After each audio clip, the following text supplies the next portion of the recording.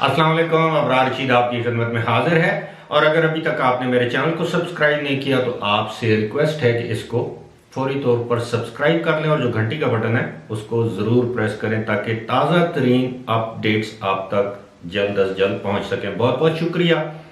आज मेरे पास खबर है इंडियन शहरियों के लिए, वो इंडियन जो कि यूएई के रेजिडेंट्स हैं या रेजिडेंट वीज़ा होल्डर्स हैं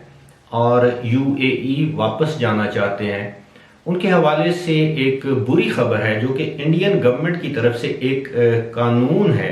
वो उनके आड़े आ रहा है, यानी उनकी वापसी में रुकावट डाल रहा है। कानून ये है कि इंडियन गवर्नमेंट ने ये फैसला किया है कि वो लोग जिनके पास 3 महीने तक का वैलिड वीज़ा नहीं है किसी भी मुल्क का, वो दोबारा उस मुल्क में वापस नहीं जा सकते। मैं थोड़ा सा इसको एक्सप्लेन कर देता हूँ। सूरत हाल ये है कि जैसे यूएई में तमाम वीज़े जो कि 1 मार्च के बाद एक्सपायर हुए थे उनको एक कानून के तहत 31 दिसंबर तक उनको वैलिड समझा जाएगा। और इसी के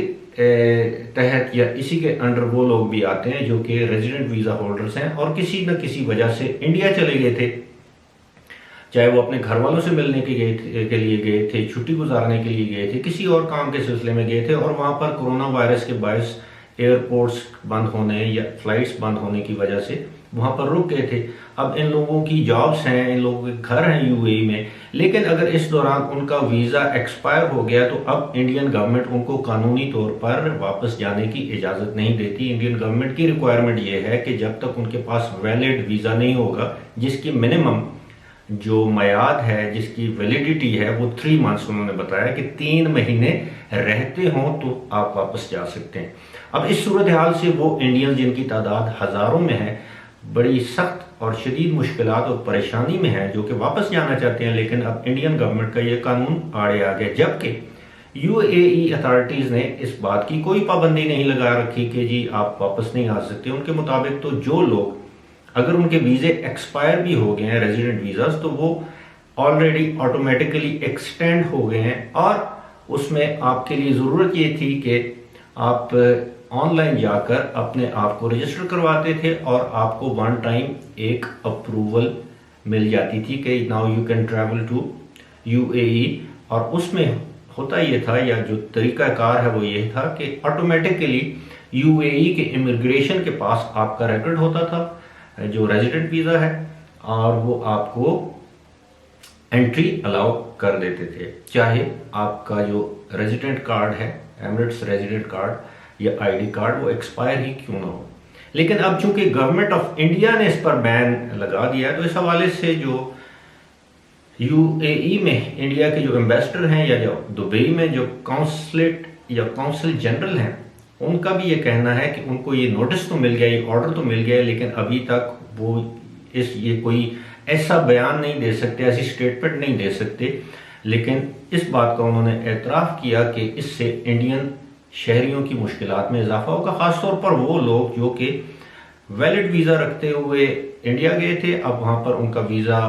एक्सपायर हो गया और अब इंडियन गवर्नमेंट के कानून के मुताबिक वो जब तक उस वीज़े को एक्सटेंड नहीं किया जाता, यानी उसको दोबारा उसकी मयाद 3 महीने से ज़्यादा बढ़ा नहीं दी जाती, उस वक्त तक कि इंडियन इमिग्रेशन स्टाफ उनको क्लियर नहीं करेगा और इंडियन एयरलाइन या कोई भी एयरलाइन जब तक इमिग्रेशन स्टाफ आपको क्लियर नहीं करेगा तो वो आपको जहाज़ में सवार नहीं कर सकते। ये एक बहुत बड़ी मुश्किल पेश आ गई है इंडियन शहरियों को। उम्मीद है अगर इंडियन जो एक्सपर्ट्स की जो एसोसिएशन है, वेदर इट्स इन यूएई और इन इंडिया, अगर वो इस मामले को, इस मुद्दे को अगर उठाएगी तो यकीनन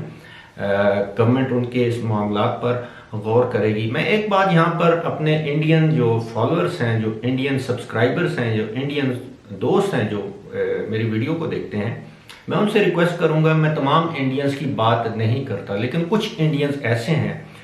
those who comment very negatively, they use very derogatory remarks in their comments। और मैं कभी कोई सियासी बात नहीं की और कभी मैंने इंडिया को बुरा नहीं कहा। I have my own opinion about Narendra Modi, I have my own opinion about Imran Khan, and I have all the right to have my opinion. Similarly, you can have your own opinion, you can voice your opinion, but it's not decent or polite to use some derogatory remarks against someone's person or some country. As a matter of fact, I mean, अच्छा तो नहीं लगता कि मैं अभी पूरे भारत को, पूरे इंडिया को बुरा भला कहना शुरू कर दूं, और जबकि मुझे मालूम है कि इंडिया में जो अक्सरियत, vast majority of Indian people are very nice people, और they are very educated people, लेकिन कुछ लोग हर मुआशरे में बुरे होते हैं, इंडिया में भी हैं, और जिसका अंदाज़ा तो मुझे पहले नहीं था, लेकिन चूंकि जब इस तरह के कमेंट्स मुझे रिसीव होना शुरू हुए तो फिर मैंने इंडिया के हवाले से वीडियोस बनानी बंद कर दी। यानी वीडियोस मेरी हमेशा इंफॉर्मेटिव होती हैं रिगार्डिंग यूएई इश्यूज़, वहाँ के वीज़ा के इश्यूज़, वहाँ के रिन्यूअल के issues, and believe me, I have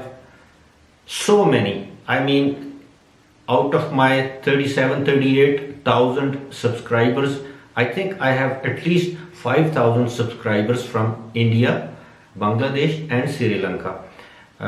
मैं सबकी बात नहीं करता, जिस तरह हाथ की 5 उंगलियां एक जैसी नहीं होती, इस तरह लोग भी एक जैसे नहीं होते। मैं तो यही कह सकता हूँ, I would just request that if you differ with my opinion, you have all the right to differ, लेकिन किसी के बारे में, किसी की ज़ात के बारे में कोई गंदी बात करना अच्छी बात नहीं है। लेकिन जाहिर है गंदी बातें मुझे भी आती हैं, लेकिन my channel is viewed in homes with families, अच्छे लोग देखते हैं, so I have to be decent. This is requirement of my profession, this is requirement of my channel, this is requirement of my self esteem, my prestige, my family background. तो मैं तो कभी भी गिरी हुई बात नहीं करूँगा, और उम्मीद है जो लोग इस तरह की गिरी हुई बातें अपने कमेंट्स में करते हैं या शेयर करते हैं, वो भी अपनी इस चीज़ पर they will review their opinion and they will be decent in their remarks. Thank you very much. इसी के साथ मुझे दीजिए इजाज़त। खुदा हाफिज़।